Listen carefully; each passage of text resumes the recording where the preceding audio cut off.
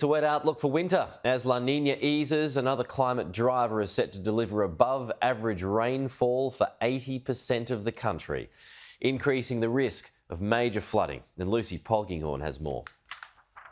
It's been the wettest autumn on record for Sydney, while Brisbane hasn't had this much autumn precipitation since 1996. This year's abundant rainfall has been underpinned by La Niña. Well, the ongoing La Niña phase of the Pacific Ocean definitely impacting the rain that we saw through autumn along the eastern seaboard of Australia. I think without that La Niña, almost no chance that Sydney could have recorded its wettest autumn on record.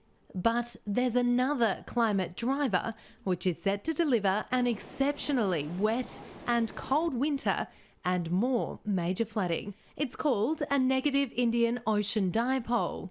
The last negative Indian Ocean Dipole was 2016. Now, that was an exceptionally wet winter and spring.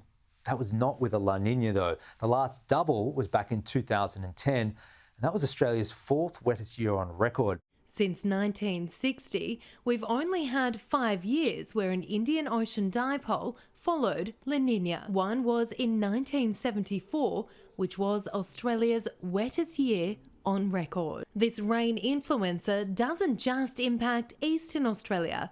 80% of the country is expected to see above average rain. But we would expect a dramatic increase in northwest cloud bands over the next few months because the moisture is coming from the Indian Ocean and it's blowing right across Australia. All that rain, it's dropping from northwest cloud bands, and that means inland areas are just as likely to pick up the rain as the coastal areas. With already saturated catchments in southeastern Australia, the winter rain increases the risk of flooding. Lucy Polkinghorne, Sky News.